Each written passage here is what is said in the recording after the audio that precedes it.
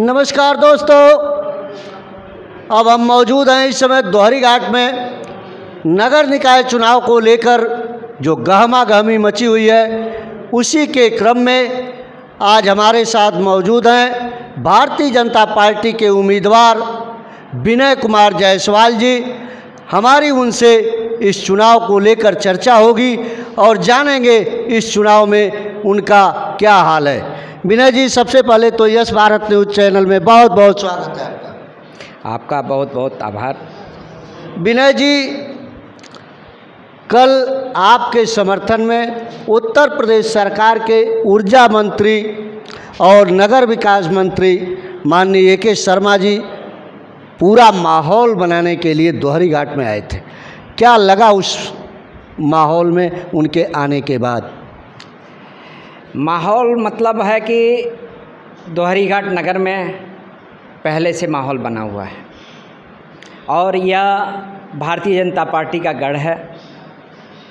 और माननीय मंत्री जी के आने के बाद, चूँकि ये नगर निकाय चुनाव का मामला है और माननीय मंत्री जी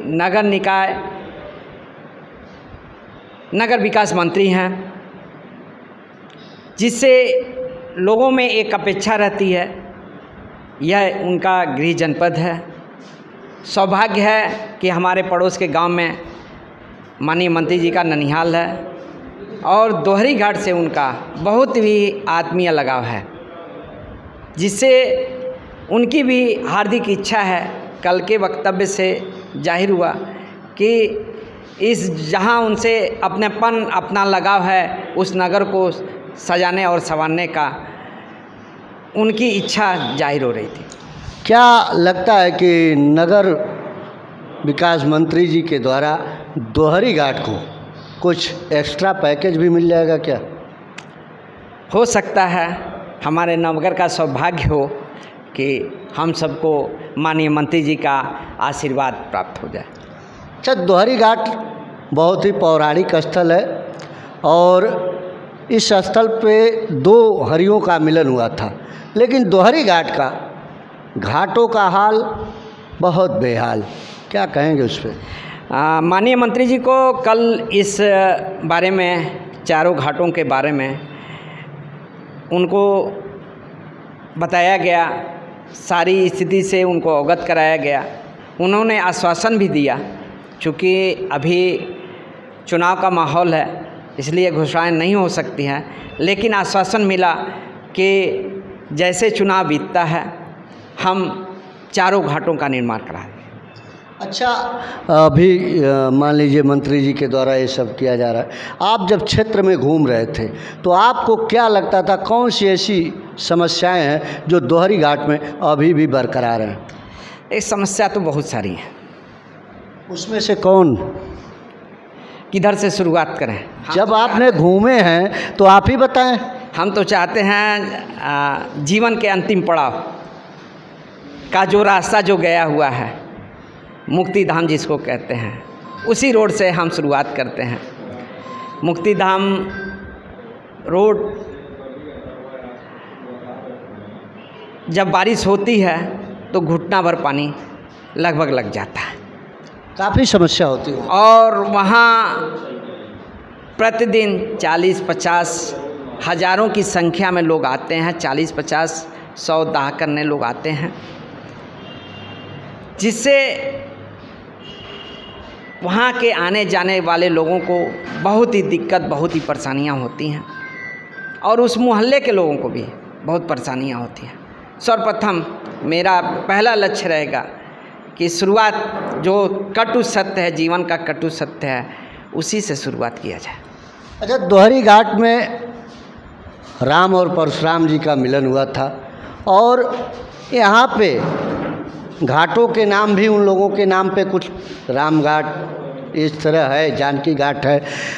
परशुराम जी का कोई यहाँ मतलब न मूर्ति है, न कोई घाट है, न कहीं मंदिर है, न कोई ये है। लेकिन इसको लेकर अभी जो परशुराम जन्मोत्सव मनाया गया, तो इसके बाद तुरंत ए.के. शर्मा जी का आगमन हो गया और उनको घोषी संघर्ष समिति के अरविंद कुमार पांडे जी द्वारा कल जो है पत्रक सौंपा गया और वो कह रहे हैं कि इस चौराहे पे भगवान परशुराम का एक उनका मूर्ति लगे और अनावरण हो जाए और उसके बाद जो है यहाँ पे उसका चौराहे का नाम पड़ जाए। क्या कहेंगे इस पर?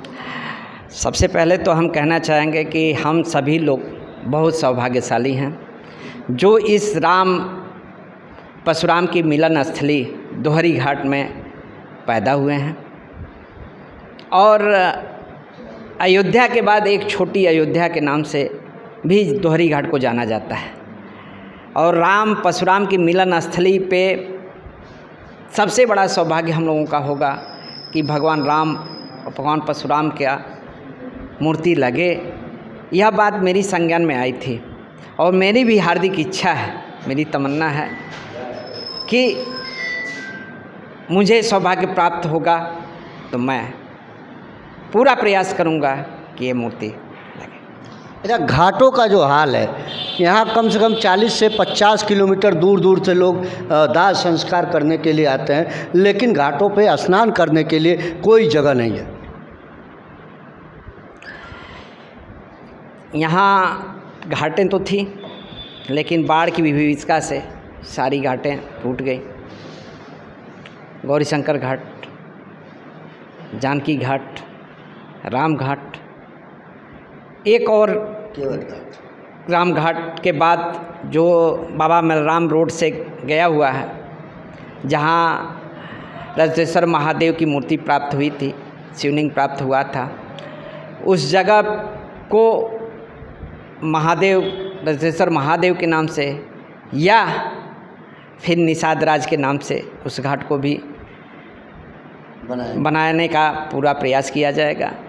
दोहरी घाट में मैंने कई डिबेट किए, कई लोगों से, जनता से भी हमारी चर्चा हुई। उनकी दो समस्याएं हमको बार बार मिली, नाली की समस्या और उसके बाद जो है यहाँ बिजली की समस्या। इसको लेके क्या कहेंगे? नहीं, बिजली की समस्या तो हमारी सरकार आने के बाद समाप्त हो गई है। बिजली आई तो ज़रूर, लेकिन लाइट का जो मीटर उठ रहा है ना, वो मीटर जो है इनके मीटर को बिगाड़ दे रहा है, जो गरीब लोग हैं। अभी तो ऐसा हमारे संज्ञान में नहीं कोई बात है कि मीटर बिगड़ा है। अगर ऐसा आता है तब क्या होगा? तो हम विभाग से मिलके उसको उस समस्या का निवारण कराने का पूरा प्रयास करेंगे। मातेश्वरी परिवार की तरफ जाने वाले रोड पे एक नाला बह रहा है और उस नाले से एक तरफ मंदिर और दूसरी तरफ आबादी, और दोनों प्रभावित है और कम से कम 1.5 एकड़ में पूरा जलमग्न स्थिति है। वहाँ पे रहना भी दुर्लभ है। उस नाले को लेकर क्या कहेंगे आप? देखिए, जो पुल है, पुलिस चौकी से पुल की शुरुआत जो होती है दोनों तरफ, इधर खट्टीटोला से चमरोटी वार्ड यानी बाबा मलराम के रोड तक जो नाला बना हुआ है, उसको जो आज के अत्याधुनिक नाले बन रहे हैं, जिसकी मशीन से सफाई हो जा रही है, कोई दिक्कत नहीं हो रहा है, इस प्रकार के नाले का निर्माण कराने का पूरा प्रयास करूँगा। क्योंकि वहाँ पे जितने लोग बसे हुए हैं, खट्टीटोला वार्ड, चमरोटी वार्ड, कुछ मलाटोला का है पड़ता है, जब बाढ़ आती है, बाढ़ की विभीषिका आती है, जल जमा हो जाता है और जल बहुत दिनों तक जमा रहता है, जिससे तमाम प्रकार से प्रदूषित जल होने के कारण बीमारियां पैदा होती है।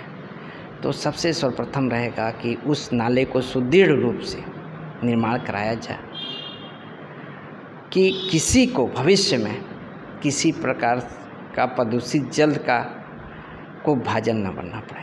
अच्छा, अभी जब आपको टिकट मिल गया तो पार्टी में भाई तमाम लोग मांग रहे थे, तमाम नाम हैं, बड़े नाम भी हैं, बड़े चेहरे भी हैं, और वो लोग नहीं पाए, तो बागियों से आपका क्या होगा? ऐसी कोई बात नहीं है। एक भारतीय जनता पार्टी का परिवार है, सारे लोग, शीर्ष नेतृत्व सबके प्रेम व्यवहार से सबको समझा बुझा कर एक मंच पे लाने का पूरा प्रयास किया जाएगा और सबके सहयोग से, दमदारी के साथ चुनाव लड़ा जाएगा और भारी मतों से विजयी होंगे। अच्छा, क्या लगता है यहाँ पे समाजवादी पार्टी, बहुजन और तमाम छोटे छोटे दलों ने भी अपने प्रत्याशी मैदान में उतारे हैं, क्या लगता है कौन लड़ेगा? देखिए, यह एक लोकल चुनाव है और सारी जनता एक दूसरे से वाकिफ़ है। ऐसा कोई नहीं है कोई बाहर से नहीं आया है, सारे लोग इसी नगर के हैं और सबके बारे में सारे लोग जानते हैं।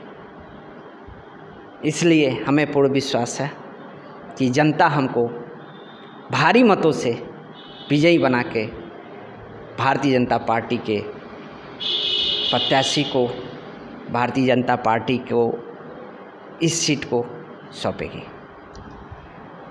आप अपनी जनता से क्या निवेदन करेंगे? हम जनता से यही निवेदन करेंगे कि आप हमको भारी मतों से विजयी बनावें और हम इस नगर को, नगर के हर कोने को, जिस प्रकार लोग अपने घर को सजाते संवारते हैं उस तरह से सजाने संवारने का पूरा प्रयास करूँगा। मेरे स्वर्गीय नाना जी, स्वर्गीय ताराचंद जायसवाल जी इस नगर के पूर्व चेयरमैन रह चुके हैं और हम उनके पद चिन्हों पर चलते हुए इस नगर का पूर्ण विकास कराने का प्रयास करेंगे। हमारी इच्छा है कि हम उनके सपनों को उनके पद चिन्हों पर चलते हुए पूरा करें, यही मेरी हार्दिक इच्छा है। देखिए, चुनाव है और लोग एक लालसा से लड़ते हैं, लेकिन मुझे सेवा करने की एक इच्छा है, एक लालसा है कि हम जनता की सेवा करें, सेवा भाव से रहें और जनता की सेवा करें। एक बड़ी लाइन खींचने की आशा है। मतलब छोटी लाइन नहीं, अपनी रेखा खींचनी है। अपनी रेखा, एक बड़ी लाइन खींचना चाहते हैं और करके दिखाना चाहते हैं कि विकास किस तरह होता है। तो विकास के वादे तो बहुतों ने किए, आप भी वादे पे आ रहे हैं, क्या कहें हम उस पर? नहीं, वादे हम करते नहीं हैं, जनता ने हमको देखा है और भगवान की कृपा से इस दोहरी घाट में श्री रामलीला का कार्य कराने का सौभाग्य प्राप्त हुआ था और आज भी भगवान के काम को करने का अवसर प्राप्त होता है और बढ़ चढ़ के हम हिस्सा लेते हैं और यहाँ की जनता देखी है, ऐसा नहीं है। इसलिए हम चाहते हैं कि कुछ करके दिखाएं, लोग देखें और कहें कि किसी ने कुछ लाइन खींचा है। बहुत बहुत धन्यवाद विनय जी। ये थे हमारे साथ भारतीय जनता पार्टी के समर्थित उम्मीदवार विनय कुमार जायसवाल जी, जिनसे हमारी चर्चाएं हुई विकास के मुद्दे पर, समस्याओं पे और तमाम राजनीतिक उठापटक पे। आप देख रहे हैं यस भारत न्यूज, मैं संजय मिश्रा।